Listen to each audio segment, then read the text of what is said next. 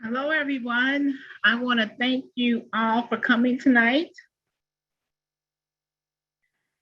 It has been a very challenging week for the Loyola community. The passing of Jerry Hartness leaves us all with a heavy heart. Tonight's event is being dedicated in Jerry's memory. Jerry Hartness, a true Renaissance man who excelled in multiple areas of sports, leadership, business, and his contribution to the civil rights movement has been and was amazing. He changed the landscape for Black athletes in college and professional sports.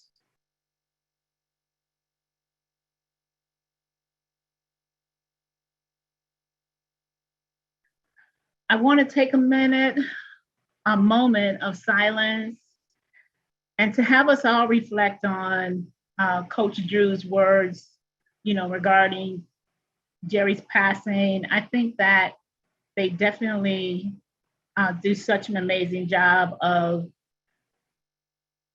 communicating this amazing trailblazer. So we'll take a moment of silence right now and reflect on Coach Drew's words here.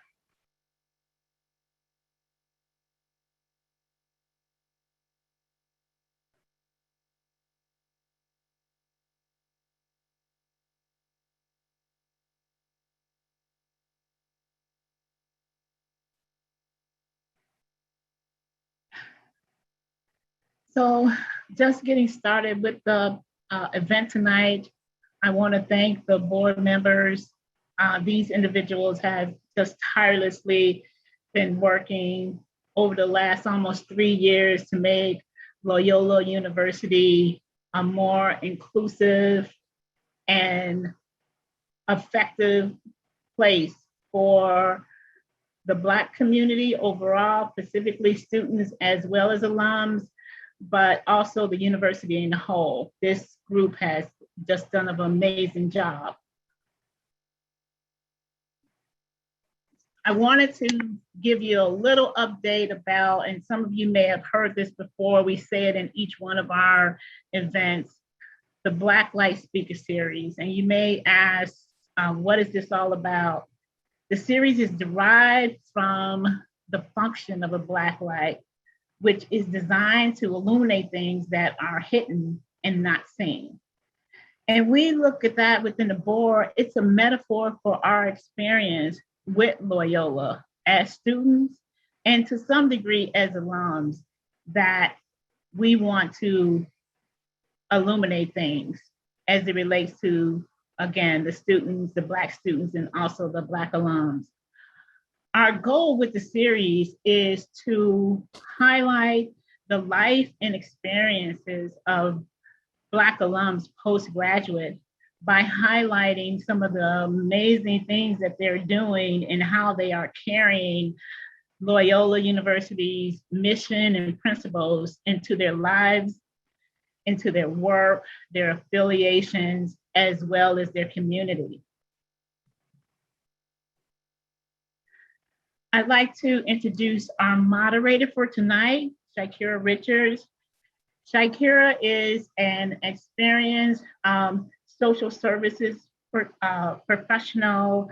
Shakira has been a member of the Black Alumni Board for over 10 years. I don't want to put those extra years on you there, Shakira. Shakira has 3 Loyola degrees, so she definitely believes in this university and is committed to making it a better place. She also has master's degrees at Ball State and certificates from Harvard. Truly a lifelong learning individual, just always striving to be better and to share her expertise with others. And so with that, I introduce you to our moderator for tonight, Shakira Richards. Thank you so much, Karen. I appreciate the beautiful introduction, and I'm excited to join you all this evening and to introduce and moderate this discussion with our featured speaker. Alyscia Raines serves as a founder, principal consultant, and lead DEI strategist at ADR Consulting Group. Alyscia has been engaged in diversity, equity, and inclusion work for nearly 10 years, facilitating workshops, producing scholarships, leading training, and coordinating large-scale cultural programs. Alyscia holds a master's degree in social justice and multiculturalism from Loyola University, Chicago, as well as a certificate in data analytics and evaluation. She also recently obtained a certificate in diversity, equity, and inclusion from the Muma College of Business at the University of South Florida, and another certificate in leading organizational change with diversity, equity, inclusion at Northwestern University. Alyscia's portfolio focuses on providing clients with solutions to create more inclusive workspaces with a health and wellness lens. Alyscia, we are so excited to have you with us today, and welcome. Thank you so much, Shakira. And honestly and truly, thank you so much to the Black Alumni Board at Loyola University, Chicago. Thanks for all the folks who helped to put this together. Truly a labor of love. Lots of meetings, lots of emails back and forth. And I just want to thank y'all again for hosting me. And I'm really excited to dig into this content here today with you all. And so as we start, what I wanted to do is actually ground ourselves and start with a land acknowledgement. I'm going to share my land acknowledgement, which is a personal account, and I'll tell you about what it is and why we're doing it today. And so that land acknowledgement reads as follows. So my family and I recently relocated, and in this new place and space that we're currently living, I find myself stopping, pausing, moving really slow. I quite literally sometimes stop and smell the roses. By and by, I find myself reflecting rather frequently about the land itself. I see for sale signs over vast areas of unkept green grass, and I wonder, how can you sell what is not yours? I know that this land belongs to Native and Indigenous communities, not just from the past, but ones that are very active, alive, and well and alive today.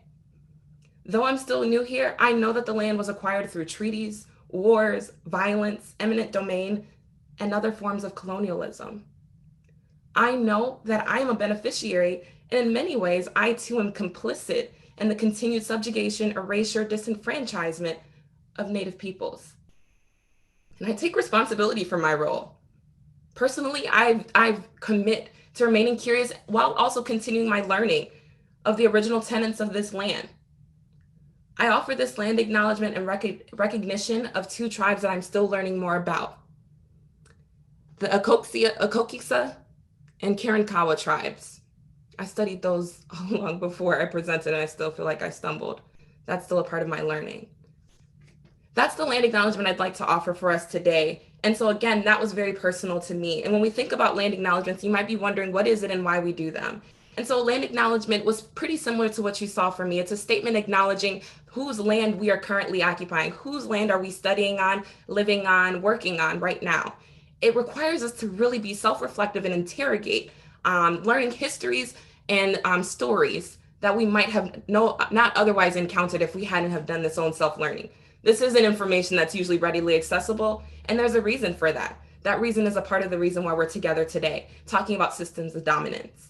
And so we do land acknowledgements as a way to disrupt the continued cycle of imperialism, settler colonialism, and white supremacy culture. That is both, again, historical and still very active today.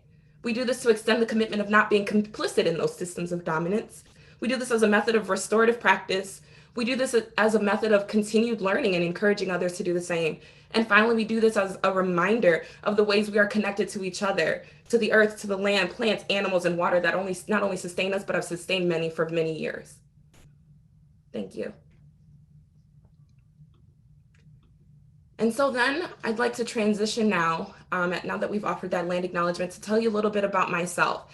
So my name is Alyscia Raines, as Shakira mentioned, and thank you again for that bio reading. Alyscia Raines, and I use the gender pronouns she, her, and hers. I'm honored, and it's the extreme pleasure of mine to be here with you today. And I serve as the CEO, founder, and lead DEI strategist at ADR Consulting Group. As you can see on your screen, ADR Consulting Group is a consultancy that helps organizations from any industry, actually, to become more equitable and inclusive in practice through innovative, engaging, and sustainable solutions. We're an organizational health consultancy that specializes in diversity, equity, and inclusion, so sometimes you might see that abbreviated to the letters DEI, as well as change management and racial equity work. More specifically, my heart's passion is around that racial equity work.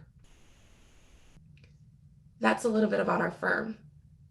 And again, for myself, leading this organization, I work with a small team, and we're located actually all throughout the US. So we have folks in Texas and New York, Tennessee, in the Chicagoland area. And through this work, again, we're able to partner with clients who know that they want to engage further in DEI org health solutions, but might not necessarily know exactly how to engage in that work, might not know how to strategize around that work. So we help them to do so. And so in that line of work that I do, like I mentioned, I do a lot of work around diversity, equity, and inclusion. I don't know about you all, but that kind of seems like a hot topic right now. It almost feels trendy, sexy, if you will, but a lot of folks are seeking after DEI right now. And that's a good thing, because for too long, actually, folks were turning a blind eye to this work. For too long, it was just seen as that thing over there in the corner. Or for too long, it was kind of just like, well, let's be compliant with this mandated ordinance that we have to abide by, and that's it. And so while a lot of folks are coming into this work right now, the great thing for me is it's an opportunity to continue to help and make an impact in the workplace. That's really the mission of my life and in my work. And so for you all, I'm sure many of you at work have participated in some sort of DEI initiative, whether you were the one who's actually helping to facilitate, whether you were a participant, maybe you observed it from afar. Most of us have some sort of way that we have seen DEI work manifest in the workplace. And so sometimes that work looks like this image, right? And so sometimes we might see that coming in the shape of programs. We might see that coming in things you might have heard of around affirmative action, equal opportunity, so on and so forth, employee resource groups, some of the things you might have seen before. And so actually DEI initiatives in the workplace can look many different ways, as you might have guessed. And so on this image, what I like to share is something called a DEI maturity model. And so a lot of organizations use models such as this. This isn't the only one, but this one was created by Deloitte, which is also a consulting firm. And what it really does is lays out kind of the various levels of DEI commitments in our workplace. And so you might find folks at level 1, right? And level 1 might be, well, DEI is a problem and we just need to solve it. So throw money at it, throw solutions at it, but whatever it is, really quickly, it's a problem, we need to solve it and keep it pushing. Level 2 might suggest that an organization is committed in DEI initiatives and programs. So again, back to those ERG groups, which stands for employee resource groups. We might have folks who might have a women in business program or a mentorship program, something of that sort, something around coaching. And that's really programmatic in nature, is their approach to DEI, programmatic initiatives. Level 3 is really where you might see a shift beginning to happen, right? That's where movement might happen, where we identify a strategy. So actually institutionalizing a strategy around our DEI efforts so that they feel sustainable, like there's longevity, like we're being intentional and not just throwing darts at a wall. And level 4, we see DEI as the responsibility of everyone, right? So it's no longer just a chief diversity officer. It's no longer the DEI committee who's doing the work of diversity, equity, and inclusion. It truly is embedded and ingrained into the culture of the organization to which everyone holds responsibility. That's where we see real change. That's where we see that case for diversity, where we talk about the fact that organizations are more competitive, more agile, right? They have top talent, more innovative, because they've really adopted, bought into, and fully embraced a DEI culture. But even if we get to that desired state at that level 4, to me, when I look at this image, there's something missing. What's missing is the willingness to assess how power manifests. What's missing is the cognizance of the ways that minoritized groups have been historically marginalized and continue to be marginalized. What's missing is how our organization also not only is complicit in that marginalization, but we actually see organizations actively, right, taking an active role and actually causing harm. And what's missing is systems of dominance that might be roaming through our organization, such as systems of white supremacy, which is what we're going to talk about. Well, thank you for sharing that with us, Alyscia. I really appreciate and love this model. So can you tell us, what is white supremacy culture and how does it show up in the workplace? Yeah, that's a great question. And in fact, that's the question of the session. So thanks for asking, Shakira. And so actually, I'm going to cheat with that answer and say, before we can actually talk about white supremacy culture, we have to first talk about power. And so power really undergirds so many aspects of the workplace, right? So many aspects of our lives, certainly so many aspects of our society. And when we fail to talk about power, again, like I was addressing in that previous slide, a lot of those initiatives are actually going to fall flat. They're going to feel performative because we haven't addressed something that is so critical, so monumental, and that being power, right? And so when we think about power, power exists at 3 levels. And so those 3 levels are this, right? First, we have the personal and interpersonal level. And so that's the level, if we take a look at racism as an example, that's the level where you might hear folks say, okay, that comment you made was racist, right? And so that's something that someone has said that we're able to align back with another power structure and say, that was actually racist. Or we might see internalized racism. So this might have to do with your own level of confidence in yourself because you have internalized societal norms that rely on dominant structures about what beauty is, what professionalism is. So that's at the personal and interpersonal level. I want to jump over to the systemic and institutional level, using racism as an example of how power shifts and forms. At the systemic level, we have racism that can prevent people of color from gaining access to venture capital funding to support startup companies that they want to start, which then leads to less representation and less opportunities in that space.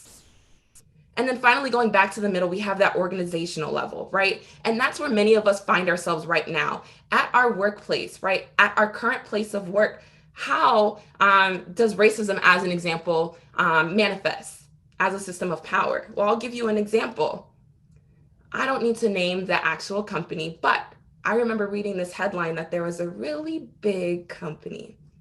The CEO says, we're looking for diverse talent and we just can't seem to find them. We want the diverse talent, but they're just not out there. We've tried everything. We've looked everywhere.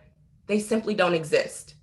We can't fill C-suite executive roles with more diverse talent because they're not there. What that is an example of racism at the organizational level. For someone to say that there isn't diverse talent for a given position. No, you actually within your organization, the problem is you have built-in impediments and biases that are preventing folks from moving forward in your process. So they're being weeded out and dropped out. And because of that, they're not making it through, not because there's something wrong with them, not because they're not good enough, qualified enough, but because your system actually in place within your organization and the way the power is structured and you've structured it has disenfranchised folks. And if we further scrutinize the folks that are experiencing that drop off and have been disenfranchised through your process, there's probably a direct correlation to folks that are historically marginalized in our country. That is how you remain complicit in that process. And so when we think about white supremacy culture, I think it's really important to talk about power, right? We talk about power first because that's what's undergirding the culture itself. And when we think about what white supremacy culture is, right, many images might come to our mind. So I have a couple of examples that I'm going to go through on what we're actually talking about when we talk about white supremacy culture. But I think about this image. And so when I think about white supremacy culture, this image to me just makes me want to say, grrr, because for folks looking at it, it's a bunch of necklaces, maybe even other pieces of jewelry that are kind of tangled together. This recently happened to me. I bought a necklace that I really liked. I got it for Mother's Day, maybe last year, one with one daughter's name, the other with the other daughter's name. And every once in a while I take them out and I like to wear them on special occasions. And I went to get one daughter's name and it was tangled, name necklace, and it was tangled in another. Oh my goodness, I must have spent at least 30 minutes trying to untangle, right, my 2 necklaces. Well, that illustration is a little bit about white supremacy culture. It's frustrating. It's annoying. And sometimes you do just feel like giving up. Maybe in the same analogy, if you'll roll with me about the necklaces, you just want to go buy a new one because I can't get this one out. You want to focus your attention elsewhere. You want to act like the problem doesn't exist. Might I add, that's what white supremacy culture wants from us. It wants us to not acknowledge it. It wants us to not want to discuss it. It wants to stop us because it feels uncomfortable. Can we be real for a second? Talking about white supremacy culture to a bunch of folks who are watching me on a screen that I can't engage back with you, I can't see your facial reactions, it feels uncomfortable. And for me specifically, going back to the fact that I said, I really feel a commitment to racial justice work. If we don't talk about it, that's how it continues to permeate through those very levels of power that we talked about earlier, through that systemic level, through that organizational level, at the interpersonal and personal level. And so my level of commitment is continuing to talk about things even if they feel uncomfortable. And I hope I can model that for y'all as well. And so when we think about what is white supremacy culture is the idea or ideology that white people and the ideas, thoughts, beliefs, and actions of white people are superior to people of color and their ideas, thoughts, beliefs, or actions. That definition is taken from Layla Saeed, who's the author of a book called Me and White Supremacy. So what we learn from that definition is it's not about being wrong, or it's not about my identity itself and my race being a problem. The problem is actually the way that our entire society is structured and putting one group above others, and everything that orbits around our daily lives and lifestyles is complicit, continues to double down on that narrative, to tell other folks, some folks, that they're not good enough because they don't fit a mold or a defined box. That is what we're talking about when we talk about white supremacy culture.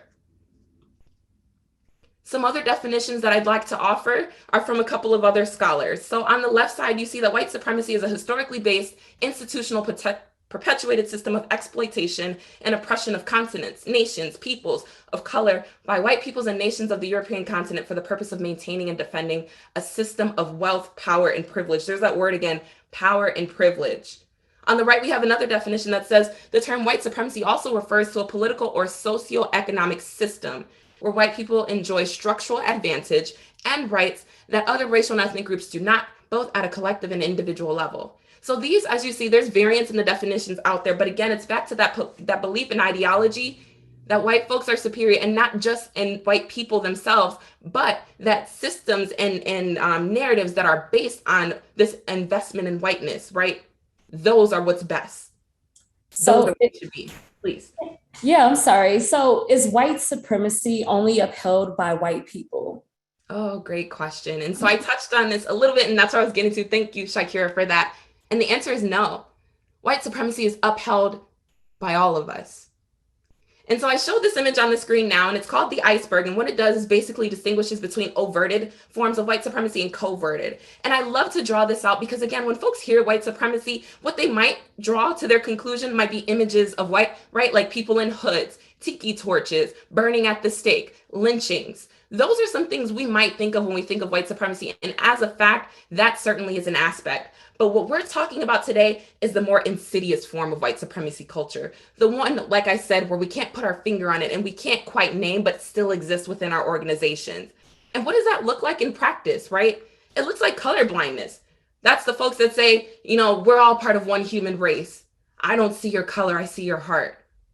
Well, thank you, but my color actually informs my life and who I am and where I've come from, my life trajectories. In order to see me in my fullness, you have to see my race, not ignore it. It's a part of me, and I'm proud of it. So I need you to see me in that, right? Coverted white supremacy looks like tone policing. It looks like telling a Black woman she's too aggressive, she's too loud, she's too angry. Why do you always have to be the one to say anything?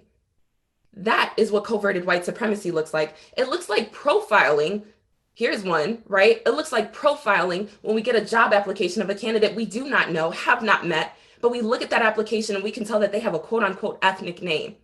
Or we can see that they've been a member of a historically Black fraternity or sorority. And then we draw conclusions about them, their experiences, what their qualifications are based on what we've seen in aspects of a resume. Coverted white supremacy culture looks like tokenism. It looks like saying, hey, you over there, can you do this people of color initiative? You're a person of color, right? So would you mind being the voice behind it? Can we put your image on the brochure? Can you come to this interview so these candidates can see that we got people of color here? Tokenism also is a form of converted white supremacy. So this is actually what we're talking about. And again, you might notice that it doesn't have to be a white person who's purporting this, right? If you've ever heard of that saying, all skin folk ain't kinfolk, this is where it comes into me, because it be your own kind sometimes. if I can go on, well, we won't go on that tangent, but sometimes it be your own people. Anyway, the point there is to say that it's not just one group of people who can uphold white supremacy, right? We all are complicit, and we all have levels of internalized white supremacy that we owe to ourselves to continue to interrogate and disrupt and to call out. That's the work that I'm committed to doing. So this is what white supremacy can look like in action. And again, anyone, Shakira, to your question, anyone can actually be complicit and a perpetrator of white supremacy.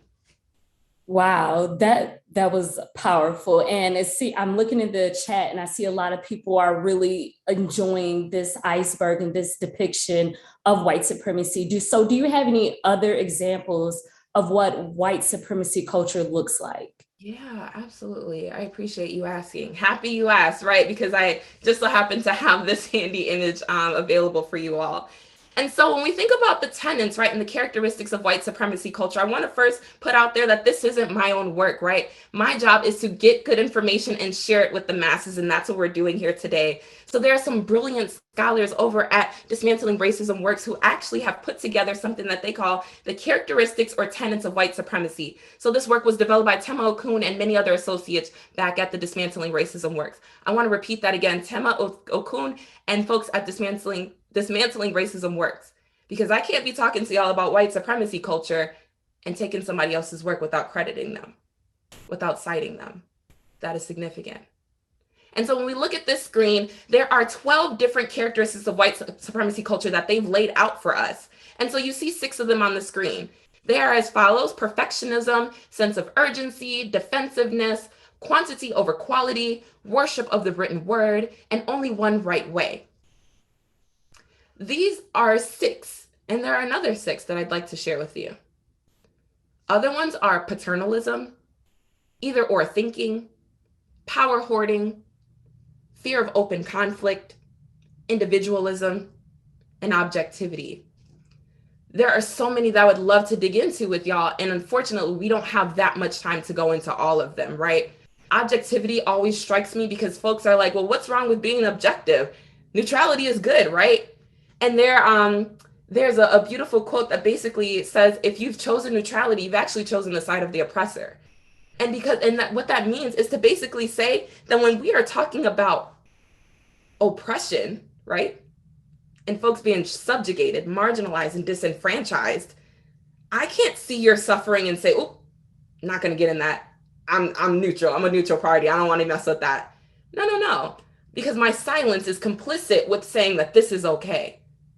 My silence tells those who are actively participating in white supremacy culture and any other form of dominance and oppression, I agree.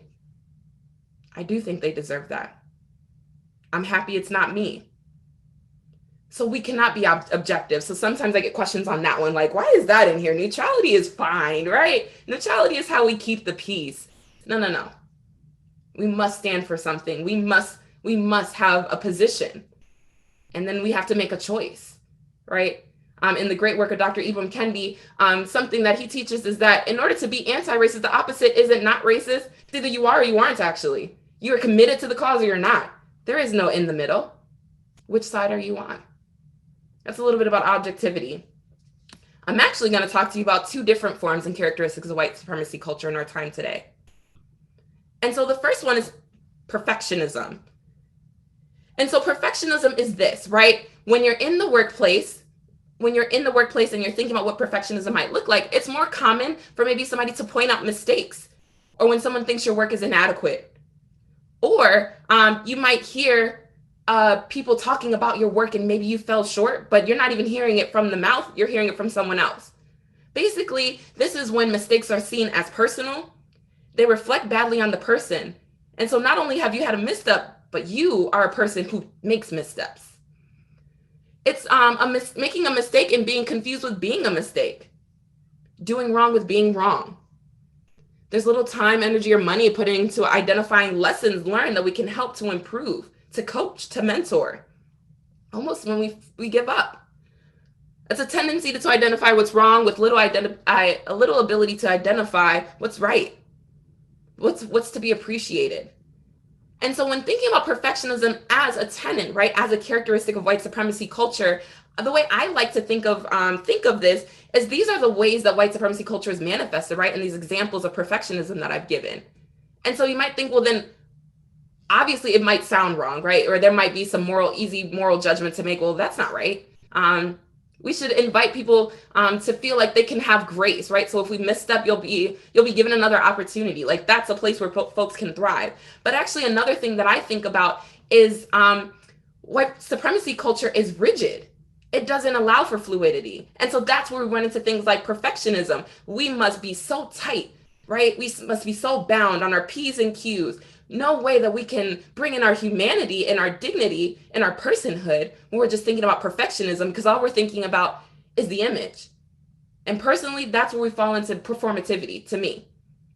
And so we think about perfectionism, right? And some of those examples as they manifest in the office, what you might also be thinking, well, then how can I combat it? What can we do about it? What are some tips and strategies and tools that I can think of that I can actually use to be on the other side of perfectionism? Well, I'm going to tell you. One of those would be to actually have a culture for gratitude, a culture of appreciation. I'll give you all an example, but I had a wonderful and beautiful department that I used to work for. And in that place, every single meeting, we had to do shout outs, kudos, thank yous, some expressed version of gratitude. Even if there was only one thing to say something, and it's going to be a standing item on our meeting agenda. And we're going to take the time. And then when we notice ourselves kind of falling short and not committing to this, we're going to remind ourselves that we are committed to our personhood and our humanity and our dignity.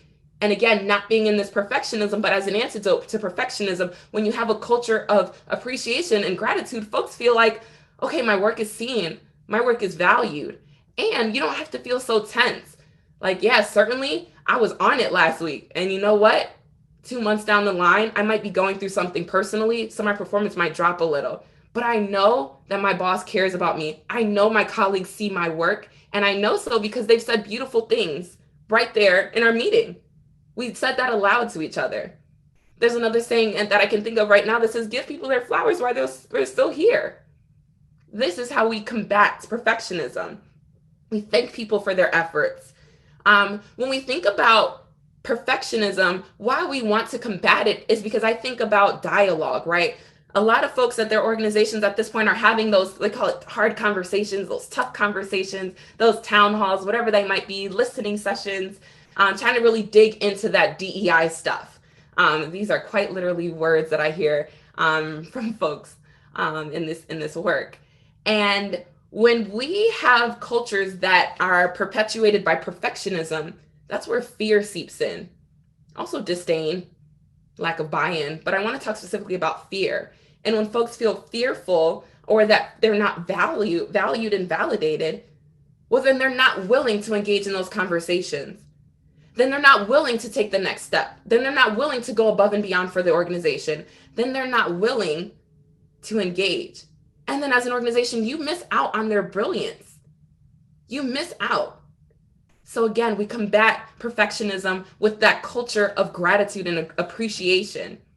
We also establish feedback loops so that we can give people opportunities to know, well, here are your strengths and here are your areas of opportunities. And what that means is that doesn't mean on Tuesday, my boss is going to come into my office or come on Zoom because we're still remote for some of us, not all of us, some of us. But, that doesn't mean my boss is just going to roll up on me today, be like, you know what, that thing you did last Thursday, I wasn't really feeling it. It didn't really hit the mark. I don't think that's really what our clients were looking for. Okay, but what would it mean if we actually had a standing meeting once a week and we brought our feedback and opportunities there, where me to my supervisor, I could say, hey, you know what? I don't feel like this was my best quality, but it really was the best I could do at the time. Or I could say, you know what? I think I snapped. There you go. What did you think? And your supervisor might say, I think so as well. I think it was perfect. And in fact, hey, listen, I might think you need a promotion. Okay, we're going to call that one out. But also in that space and in that time, there could be the opportunity to have feedback right there.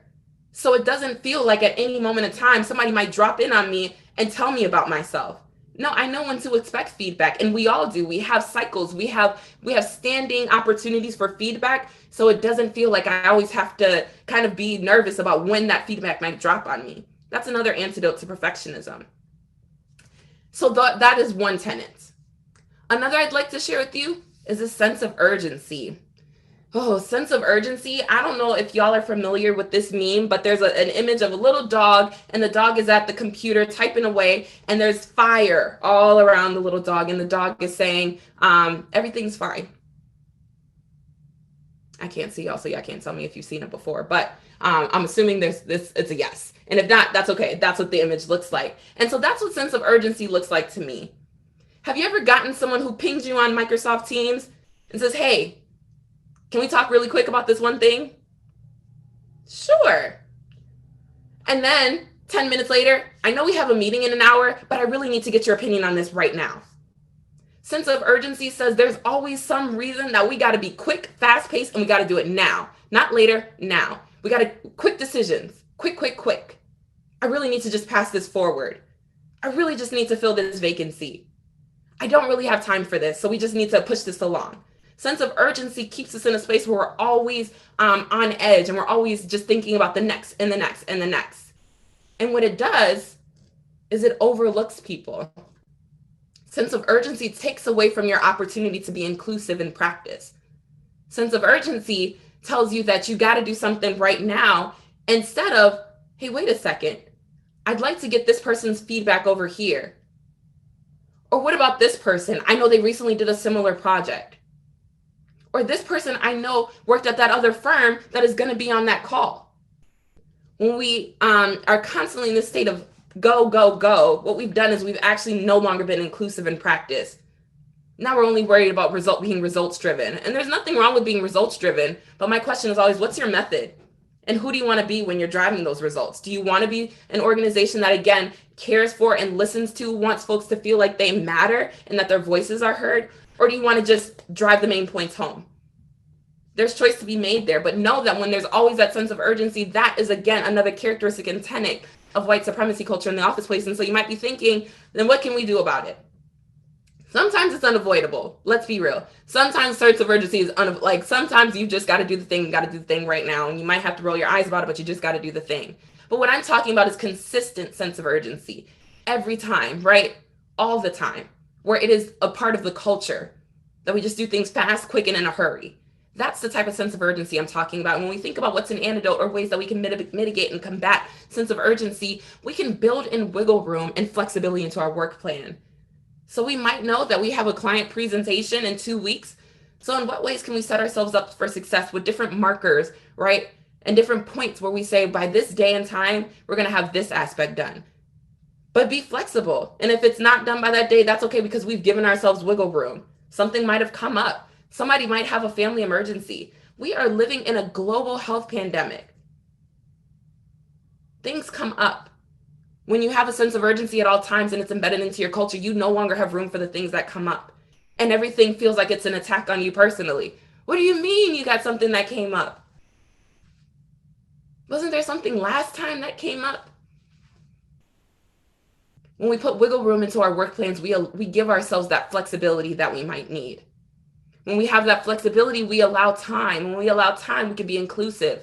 We can invite voices to the table. We can think about who might we be missing. That's equity in practice. Who might we be missing? What might we be overlooking? Is there an undesirable outcome of this work that might have a disparate outcome on somebody that we weren't intending to have? We can ask ourselves questions about, might we be complicit? If these are bonus points, but might we be complicit in larger systems of oppression right now? Not every organization is going to ask those questions. That's in my ideal state. But again, when we give ourselves that wiggle room and flexibility, we allow ourselves time to reflect, to ask questions, and to get a lot of different voices at the table. And then lastly, when we think about sense of urgency, what I appreciate as an antidote to that sense of urgency is this establishment of values to hold yourself accountable to. When you as a team, right, when you as a team say, regardless of what storms we might encounter, regardless of when things are going negatively or positively, me as a leader, I'm working with my team and I'm going to say, here are the things that are always going to hold true about me and my team. That's what I could say about us at ADR Consulting Group. We're going to honor the humanity of our people because that's what we teach and that's what we do at ADR Consulting Group. My other values that we might say is that we're going to make sure that we're being partners in a process, and we be partners in the process with our clients by asking them questions, by remaining transparent, by giving ourselves room to be flexible. I had a client call today where I thought the deliverable should be one thing, and they said, oh, I actually had a different idea in mind. So we talked through how we can meet in the middle, right, and find that compromise, because we built in flexibility there. And that's a part of the values that we've established. And so when we're living out our culture, living out our day-to-day work, we have that previous set of values that we can always fall back on. That's how we can have an antidote to the sense of urgency. Because go ahead.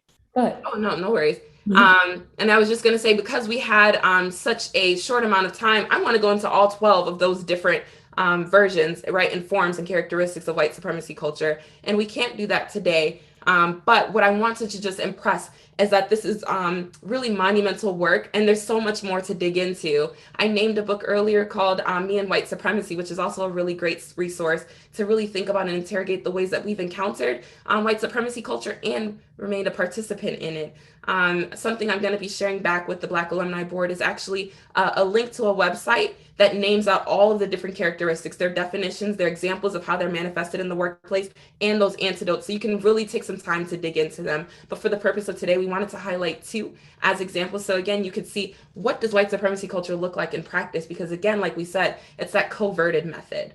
Shakira, I interrupted you. What were you going to say? No, you were leading me to my next question when you spoke on the sense of urgency. So what can I do in my place of employment do to combat white supremacy culture in the workplace?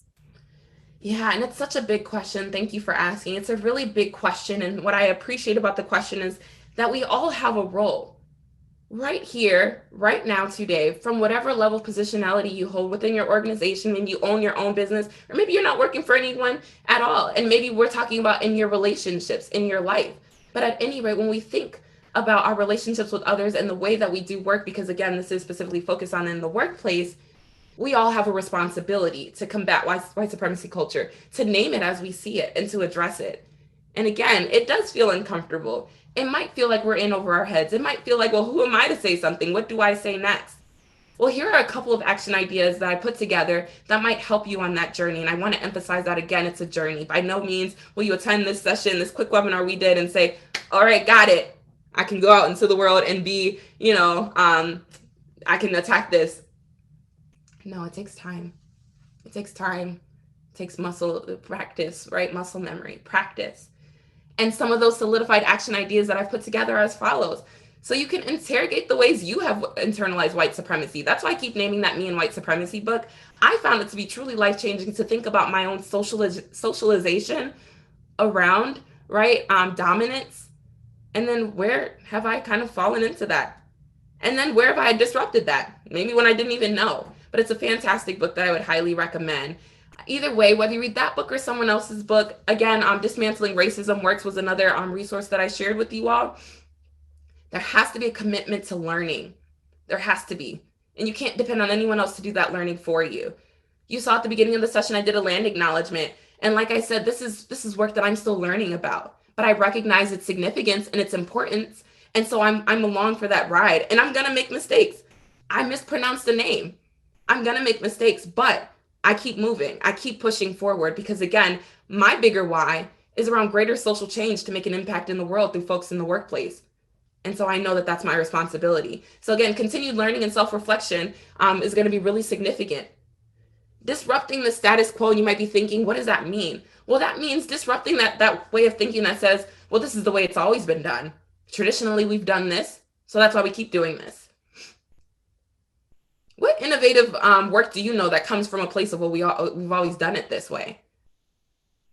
We disrupt the status quo because that's where the dominance lies in the way that things have always been done. When we know our histories, because we've done that learning, right? And we've done that continued learning that we just talked about. When we know the history of the founding of this country, we know that folks have not just only been disenfranchised today. It didn't come from nowhere, but folks have been historically, systemically, and systematically disenfranchised for centuries. When we're cognizant of those histories, then we can disrupt those patterns that continue to happen in our workplace right now. We can use ways of traditions of our ancestors, right? I think of many Native and Indigenous communities that utilize storytelling. Well, how can we disrupt status quo? We can disrupt One of the tenets you would see is this reliance on the written word or quantity over quality. How do we disrupt that? We can put more value in storytelling. Instead of just saying, well, we got to see the metrics. Show me the data. Show me the metrics. We can say, tell me the stories. That's the way we disrupt the status quo. We disrupt the status quo through new legislation that have passed through our government that said you don't need to have your hair in a certain way to be considered professional. Your natural hair is good as is. We want that. That's how we disrupt the status quo. Thirdly, we find accomplices. This might not necessarily be the thoughts and opinions of other folks, but what I think is that we need to know the people who are doing and committed to the good work as well. You burn out by trying to do this work by yourself. So at the workplace, how can you find other people who are down for the cause? How can you find other people who might not be perfect, but who are willing? And how can we get together and push to the extent we can, because many of us have salaries to keep, bills to pay. So we want to honor that too. But we want to find our accomplices. And again, if you're committed to that self-learning, how can you be an ally? How can you leverage maybe the positionality that you have? How can you leverage maybe the privileges that you have for the greater good? Not because it's the nice thing to do, but because it's the right thing to do. And lastly, we consider larger systems of power, right? We talked a little bit about them, but it's our job to continuously interrogate how the works and functions and policies and procedures of our organizations may be complicit in those levels of dominance and white supremacy culture. I want to specifically call out the hiring process. The hiring process, again, is probably one of the most biased processes that we have within our organization. And that's because there's so many human factors and human variants, right? Because it's a people-centered process. And at the same time, that hiring process has such a direct impact on actually the lived experiences of folks. If we are not mindful and aware, we could very well be actively disenfranchising people just by the way our job description is written, solely based on the language we use in our job descriptions. We need to commit ourselves to considering those larger systems and thinking back to those 3 levels of power I named and thinking about our responsibilities at the organizational level. There's certainly more action ideas and more things that we can do, but these are just a few ideas that you all can do, that you all can take moving forward to continue to combat white supremacy culture as it manifests in the workplace.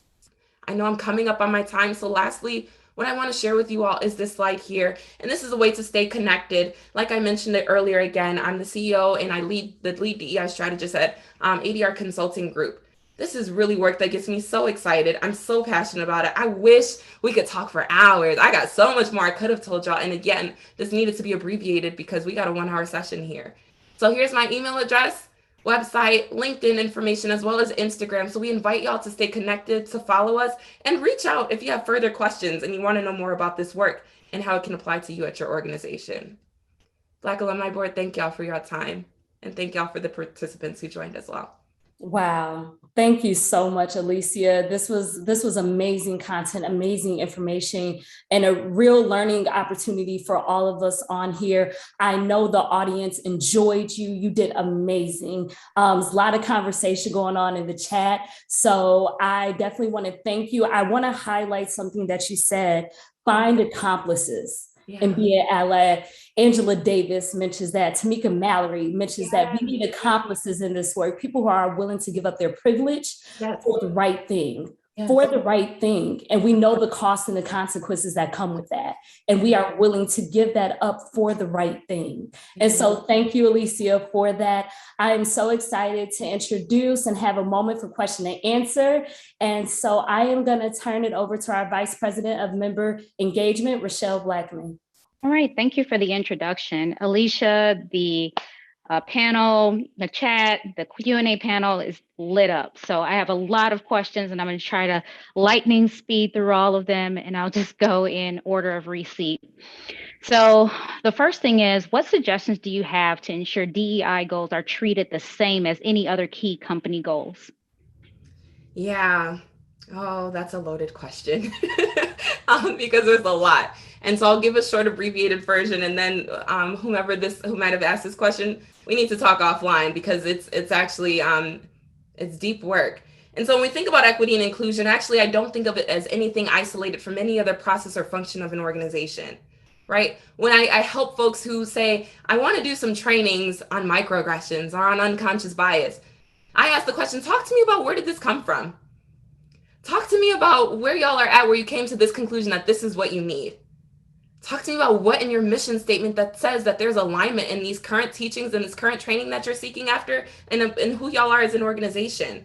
And sometimes people are not able to answer those questions. And so what I might advise is actually going back to our mission. What are our mission statements? What are our strategic priorities? How right there in those founding and grounding documents is there a place for equity and inclusion? And sometimes it won't be named out, right? It might not specifically say equity, but we might know that we're doing equity in practice. And so when we're able to have those items actually in or those concepts actually embedded into who we are fundamentally, that's where the good work comes from. But it needs to be embedded. It needs to be ingrained. And if it's not, then that's an opportunity for growth as well. And I help folks through that. But we can't kind of just treat DEI as this thing over here that we only pay attention to kind of for this 1 year, right? Or this one couple of months, or things are in the news now. So now we're responding. Because again, that's where you burn out. That's where you find performativity.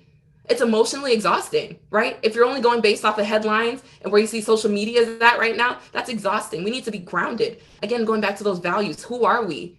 And if we can't find equity and inclusion in that, then that's the bigger question. What are we going to do about that? It has to be embedded right there from the foundation and grounding principles and documents of an organization, back down to your bones. Mm-hmm. That makes complete sense. I have another question here. Do you have any concerns or see problems when white colleagues attempt to support or lead DEI work? This is followed by, I'm a white woman and work to not center myself while also contributing in meaningful ways to this work, but I do worry about how I can do this while elevating and celebrating Black voices and lived experiences. Yeah. So you might have noticed that I named, find accomplices and be an ally. I'm not here to tell somebody what they can and can't do. If I got somebody who's willing to show up, who's willing to speak up, who's willing to do the work, I'm okay. I'm okay with that. I'm not here to do the work and I'm actively trying not to use the word policing because that's what typically actually I would use. That's not my job and that's not my role. My role is to again, commit to this work and find those accomplices. And if you're there, be there, show up. And be mindful. I think you're already talking about it right now. Be mindful, sensitive, and aware of the space that you're taking up. So and this is for anyone, right? You shouldn't always be the predominant voice in the space. And actually, there's a lot of folks that say, if you have to call yourself an ally, that means you're actually not one. That means you're not one at all. Because the folks who you work in support of with and not for, the folks that you work with, because it should be a with and not for, those folks should be the ones who actually get to name you and say, yep, I can identify that person as someone who's been along the journey, who's committed. So I guess in summary, I would say, I'm not going to be picky. I want people who are committed to the cause because it's too hard in these organizations. It's too hard to find those people. And so when I do find those people, then let those people do the work. Be mindful, sensitive, aware of your space. But as long as you're mindful and aware, that's something. And I'm saying something's better than nothing because unfortunately we're dealing with folks who are having a lot of harm happen in the workplace and we're working to combat that. So thank you for that question. That's a really great question. I'm going to hit you with a loaded one. So if you have a sip of water, go ahead and take it because this one's kind of loaded. And we don't hide from the hard questions here. How do you respond to people that say the premise of this conversation is victimhood and that seeing ourselves as a victim is what's actually holding back people of color? You didn't take that sip of water. I took it and I did. And I let my head go down as I listened so I can make sure I didn't have any responses. Yeah, so this is a narrative. And again, who am I to tell you what to believe, right? And I hope as you listen to my session and anyone else who speaks on these similar topics that know that person is coming with their own lived experiences and their own right ideologies in this work, and that it's personal. And so then if a person feels like taking time to think about white supremacy culture and to talk about it and naming it as teetering too far into victimhood, and we should adopt maybe those ideologies of meritocracy, that we're all in the land of the free, home of the brave, and we all have the same opportunities, So why not just go for there? If we work hard, and if your work ethic is strong, and if you grind, you'll be able to get the things and achieve the things and have the status. Not that this, I'm actually now, I'm making some assumptions here. But what I'm trying to say here is that we're not dealing with a level playing field. And when, like I was saying earlier about white supremacy culture, when we don't name it, when we ignore it, when we shy away from it, when we push it to the side, what we're actually allowing it to do is continue to perpetuate. I'm not a social scientist. I did study sociology though. And I'm not here to say, to argue based on whether or not we find that white supremacy culture is valid. I'm just gonna say it's there. Now, if you choose to say that I actually don't ascribe to that, I respect you and I respect that. And all I would ask back in return is that you respect that I'm identifying that this is a very real, very insidious part of our society, of our culture, and it's deeply embedded into the workplace. And until we address it, until we do this work, we're just going to keep seeing same patterns and cycles. I think that's what I would say on the topic. That's a great response. I'm actually going to stretch it a little bit and ask one more question, and then we're going to wrap. There are so many questions here, and hopefully we have an opportunity to answer these offline and send this to all of the attendees. But this is my last one. What are your thoughts regarding white fragility being so strongly supported by so many institutions when Black and Indigenous people of color, individuals have availed themselves to create resources regarding systematic racism? And so I'm not sure if I was following the last part about folks availing themselves, but what I would say is a right to comfort. I don't know if y'all saw it on the screen, but right to comfort is actually a tenet of white supremacy culture. And what it basically tells us is that if you believe you shouldn't experience discomfort, especially in these given conversations, and if you believe that, oh, it's too tense, I shouldn't have to feel bad, who says? Because I could tell you there have been plenty of moments and points in my life where no one asked me how I was feeling, right? It just kind of is what it is. But if we want to, again, talk about white supremacy culture as it's manifested within our organizations, if we want to talk about its insidious nature within our society, somebody's going to feel uncomfortable. And that's because when we talk about power, there are folks who are on the benefiting end of power and folks who are on the non-beneficial end of power.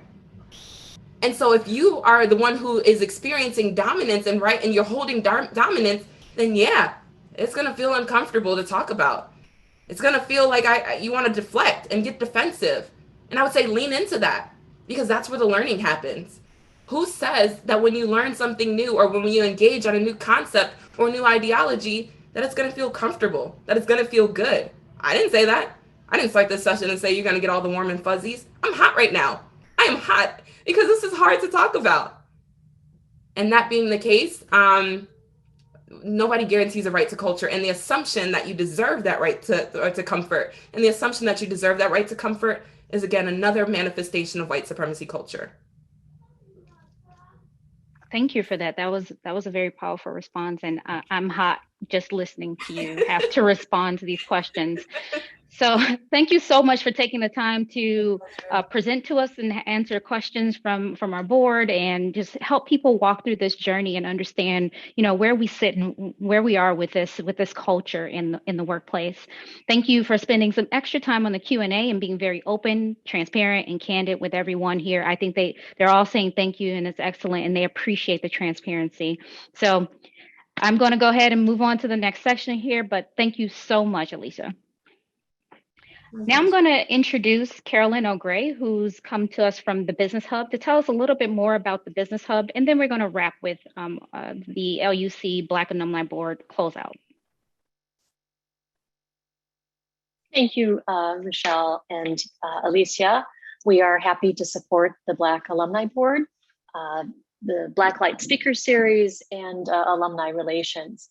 I also want to thank the attendees and our Hub staff who helped to organize and support this event as well. The Business Leadership Hub, which is housed in the Quinlan School of Business, has 7 centers, as you can see, where social responsibility, DEI, and ethics is a common thread that runs throughout these centers. And we do this through education, engagement, research, events, and then the support of a lot of our advisory boards.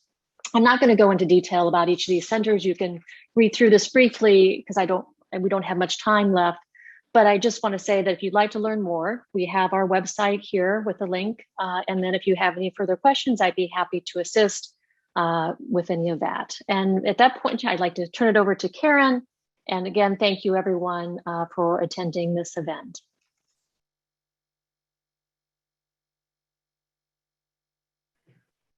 Thank you, Carolyn. And I would like to talk about like how you can get involved with the Black Alumni Board.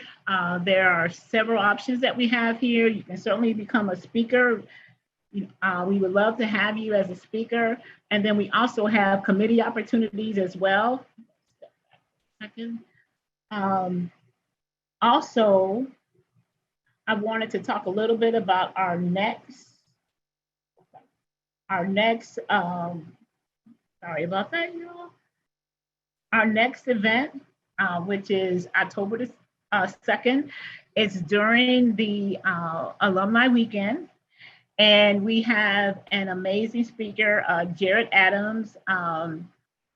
Jared the topic of his discussion will be redeeming justice from defendant to defender and his fight for equity on both sides of a broken system. So we're very excited to have Jared during Alumni Weekend, and that's actually a Saturday night. And at this time, it is planned to be in person. So there's more information to come regarding that. And to stay in contact with the Black Alumni Board, here is our information here. You can also follow us on Facebook and also connect with us on LinkedIn. I want to thank everyone for joining us tonight. I'm sure you found this information as fascinating as I did. And I want to thank Alyscia so much for her time and her, and her dedication to this work and her passion. And also, I want to thank our moderator as well as our Q&A person. And then from here, I'd like to, again, just suggest that you keep in contact with the amazing work that the board is doing. And then you can find out more through our email account. So thank you again. Enjoy the rest of your evening. And we look forward to seeing you at the next Black Light series in October.